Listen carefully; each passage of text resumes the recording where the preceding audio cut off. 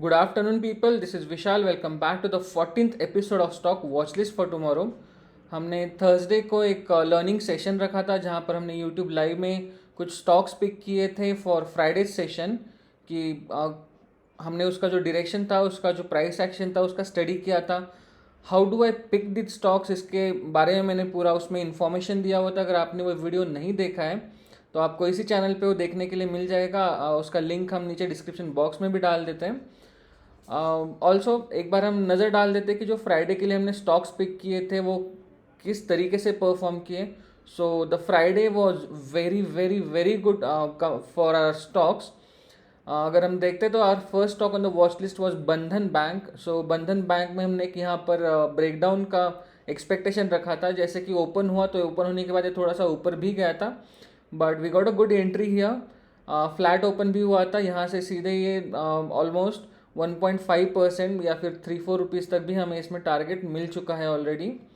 Next stock on watch list was Coforge. So Coforge में भी हमने यहाँ पर एक ब्रेकडाउन ही एक्सपेक्ट किया था. फ्लैट ओपन हुआ. फ्लैट ओपन होने के बाद हमने यहाँ पर 20-30 रुपये का एक स्टॉप लॉस, 15 से 20 रुपये के आसपास का एक स्टॉप लॉस रखा था और 1:1 1:2 तक का टारगेट भी हमने एक्सपेक्ट किया था, जो हमें इसमें मिल चुका है. Third stock on watch list was Dixon. So Dixon technologies में भी हमने एक अपसाइड मोमेंटम एक्सपेक्ट किया था. After opening flat, stock flat open हुआ और यहाँ से एक हमें अपसाइड भी देखने मिला. Even though the market was falling continuously, Dixon ने हमें एक ऊपर की तरफ का एक अच्छा टारगेट यहाँ पर दिया है. Next stock on watch list was Asia Motors. So Asia Motors में भी हमें यहाँ पर एक नीचे की तरफ का जो ब्रेकडाउन है वो ब्रेकडाउन हमने एक्सपेक्ट किया था और हमने ये भी बात की थी कि शायद ये स्टॉक इसी लेवल के आसपास भी आ सकता है. सो यहाँ पर एक काफ़ी मेजर टारगेट हमें अचीव हुआ है. Next stock on watch list was Chambal fertiliser, जिसमें हमने 278 के नीचे इसका शॉर्टिंग के लिए प्लान किया था और इसमें भी हमें 3-4 रुपये तक का मूव मिल चुका है. I think GNFC was one of the last stock जो हमने प्लान किया था उस दिन.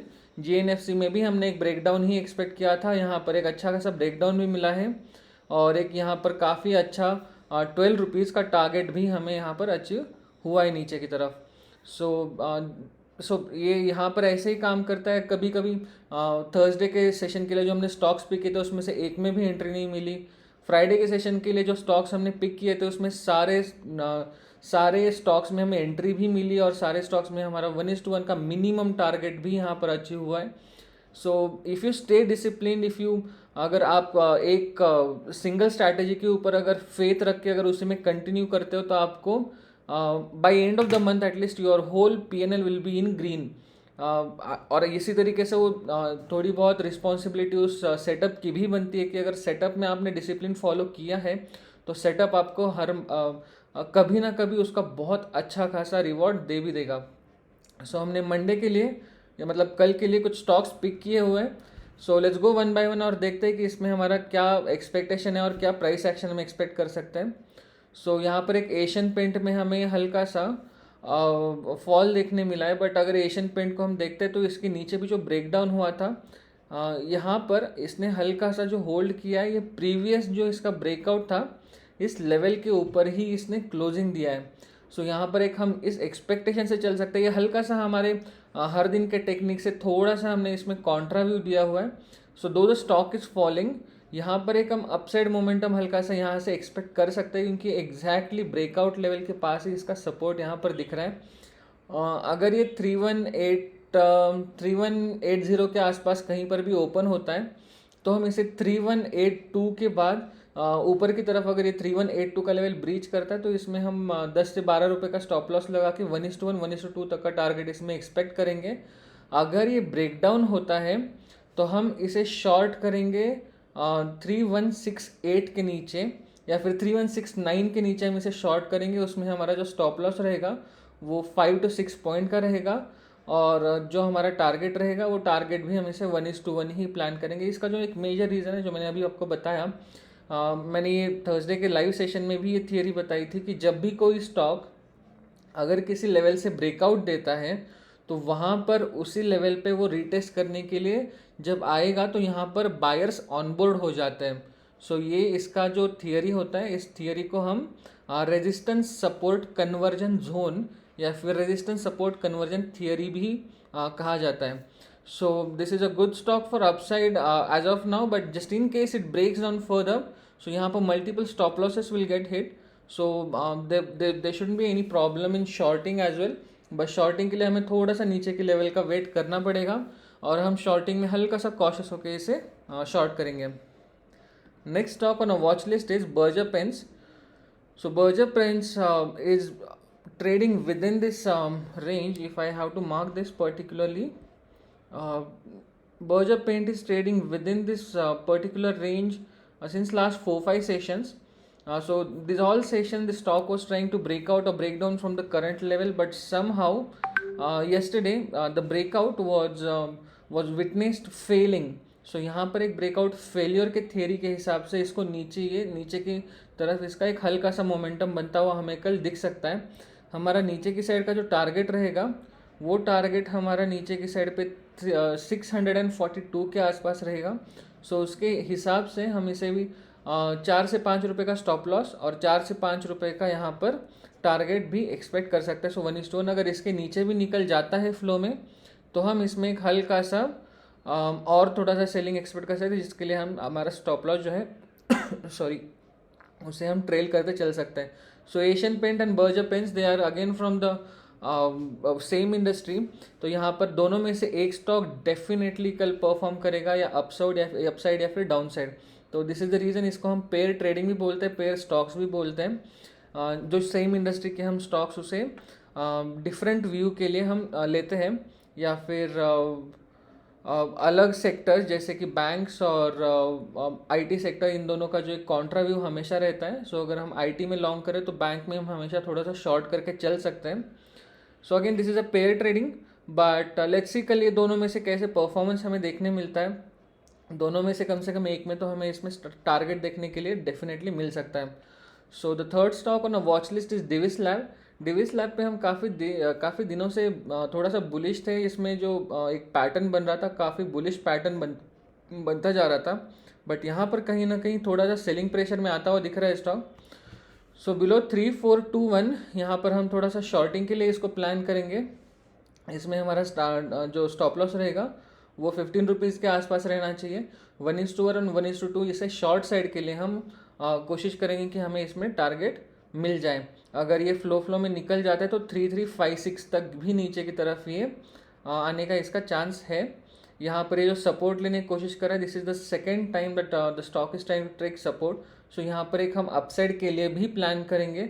So on the upside if stock crosses 3440 तो हम इसमें एक लॉन्ग के लिए प्लान करेंगे. उसमें जो हमारा स्टॉप लॉस रहेगा वो 10 रुपीज़ to 12 रुपीज़ के आसपास रहेगा और 1:1 मिनिमम टारगेट रहेगा. 1:2 तक हम इसे ट्रेल करने के लिए ले सकते हैं. So next stock on a watch list is LIC housing finance. LIC housing finance में हमें यहाँ पर एक ब्रेकडाउन होते हुए दिख रहा है. यहाँ पर इस स्टॉक ने पुराने एक रेजिस्टेंस के आसपास सपोर्ट भी लिया हुआ है. सो यहाँ पर अगर ये 363 की लेवल नीचे की तरफ से ब्रेकडाउन होता है, सो यहाँ पर हमें एक शॉर्टिंग के लिए काफ़ी अच्छा अपॉर्चुनिटी मिलेगा. इसका स्टॉप लॉस हम 2 to 3 रुपीज़ तक का रख सकते हैं और इसके लिए जो टारगेट रहेगा मिनिमम 1:1 एंड देन 1:2 तक का हम इसे ट्रेलिंग थियरी के हिसाब से प्लान कर सकते हैं. Next stock on a watch list is again Pidilite. So Pidilite industries में यहाँ पर हमें हल्का सा शॉर्ट देखने को मिल रहा है. This is the second time that same resistance support conversion theory is being tested. So यहाँ पर हम एक प्लान कल के लिए यही करेंगे कि इसे थोड़ा सा हम नीचे की तरफ प्लान करते हैं. 2613 के नीचे हम इसे शॉर्टिंग के लिए रखेंगे और इसमें हमारा जो स्टॉप लॉस रहेगा वो 8 to 10 रुपीज़ के आसपास का स्टॉप लॉस रहना चाहिए. 1:1 1:2 तक का हम इसमें टारगेट आता हुआ देख सकते हैं. द रीज़न कि हमें ये सारे जो ब्रेकडाउन में ही स्टॉक दिख रहे हैं, इसका एक रीज़न ये है कि स्मॉल कैप, मिड कैप और थोड़ा सा निफ्टी 50 के इंडेक्स में भी हमें एक सेलिंग प्रेशर दिखाई दे रहा है. एक थोड़ा सा नीचे की तरफ का मोमेंटम बनता हुआ दिख रहा है. प्राइस एक्शन थोड़ा सा नेगेटिव दिख रहा है. दिस इज़ द रीज़न कि हम अगर कोई भी स्टॉक उठा के देख रहे हैं तो यहाँ पर या तो हमें सपोर्ट लेवल पे दिख रहा है या फिर ये जो अपना सपोर्ट लेवल है इसको ब्रेक करते हुए नीचे की तरफ दिख रहे हैं. काफ़ी कम स्टॉक है, जैसे पाइप के स्टॉक्स है, कुछ PSEs है जो थोड़ा सा ब्रेकआउट या फिर थोड़ा सा अपसाइड के लिए ट्रेड कर रहे हैं. सो यहाँ पर अगर हम एक PSE का चार्ट भी देखते हैं, so let's do this live only. CNX PSE. So this is public sector enterprises. PSU जो होता है वो पब्लिक सेक्टर यूनिट होता है, और PSB जो होता है पब्लिक सेक्टर बैंक्स होता है। सो इसमें अगर हम थोड़ा सा देखते हैं तो इसे हम 3 मंथ के आसपास का एक चार्ट देख लेते हैं। सो अगर इसको देखा जाए तो ये चार्ट में जो हमें दिख रहा है, यहाँ पर एक काफ़ी अच्छा खासा ब्रेकआउट हमें देखने के लिए मिल रहा है। So this is the box that इसी रेंज के अंदर ये पर्टिकुलर इंडेक्स घूम रहा था, यहाँ पर ये ट्रैवल कर रहा था। We have got a good breakout on the upside. So इसके पीछे पीछे ही कुछ PSE जो है आप इसमें भी वॉच लिस्ट करके रख सकते हो अगर आपको पोजिशनली ट्राई करना है कुछ। इसमें और एक है जो पाइप के स्टॉक्स है, जैसे कि हरिओम पाइप है। तो इसको भी अगर हम देखते हैं तो डेली के चार्ट पे इसे देखेंगे, इसमें भी थोड़ा सा हमें बुलिश पैटर्न दिखाई दे रहा है। एस्ट्रल में भी अगर देखते हैं हम तो इसमें भी हमें बुलिश पैटर्न दिखाई दे रहा है। बट क्योंकि मार्केट अभी नीचे की तरफ आ रहा है तो हो सकता है कि ये स्टॉक्स भी हल्का सा थोड़ा ये करें। So again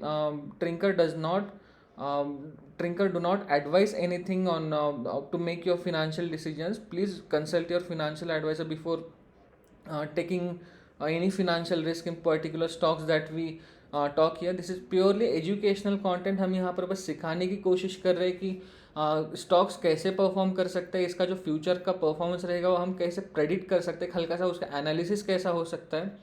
the reason that why we do this is, अगर हम आपको सीधे सीधे सजेशन देंगे तो काफ़ी आसान होता है कि आप शायद 1 दिन 10 दिन 1 साल 10 साल पैसे बना लो, बट उसके बाद जब अगर मान लीजिए आपका जब शिफ्ट आता है या फिर आपको अगर खुद के लिए कभी कुछ करने का टाइम मिलता है तो आप उस समय पे आप खुद को फेल होता हुआ देख सकते हो। So learning is more important than anything else. पैसा आप आता रहेगा, मार्केट में बहुत पैसा है, मार्केट में पैसा आपको मिलता रहेगा। आपका जो भी 1-1 साल का लॉस है, मैंने लोगों को देखा है कि वो 1-1 दिन में अगर जब उनका पूरा स्टडी वगैरह ख़त्म हो जाता है, पूरा उनका एनालिसिस ठीक ठाक होने लगता है, तो 1 दिन 1 महीने में भी सारा उनका लॉस वो रिकवर कर लेते हैं। I am not giving you any hope और anything, but if you are on right track, if you are educating yourself about stock market, तो यहाँ पर ये रास्ता बहुत बढ़िया तरीके से काम करता है। मेरे लिए भी काम किया था, मेरे आजू बाजू के कलीग्स के लिए भी काम किया था, मेरे फ्रेंड्स के लिए भी काम किया था। So no matter what, just don't give up. आप सीखते रहिए, हम पढ़ाते रहेंगे। इसी बात पे let's in today's session. Have a great day tomorrow. देखते हैं कल इनका परफॉर्मेंस कैसे रहा है। हल्का सा इस बार का हमारा थोड़ा सा जो एनालिसिस है वो थोड़ा सा अलग है, बट वो हमने मार्केट के हिसाब से रखा हुआ है। पता नहीं मार्केट कल सपोर्ट लेके ऊपर चला जाएगा या फिर और थोड़ा सा सेल ऑफ आने का कोशिश करेगा। बाकी जो अपना नेक्स्ट सेशन है उसमें तो हम मिलेंगे ही, जिसमें हम इंडेक्स की बातें करते हैं, जिसमें हम इंडेक्स का एनालिसिस करते हैं। So see you all there, until then bye bye.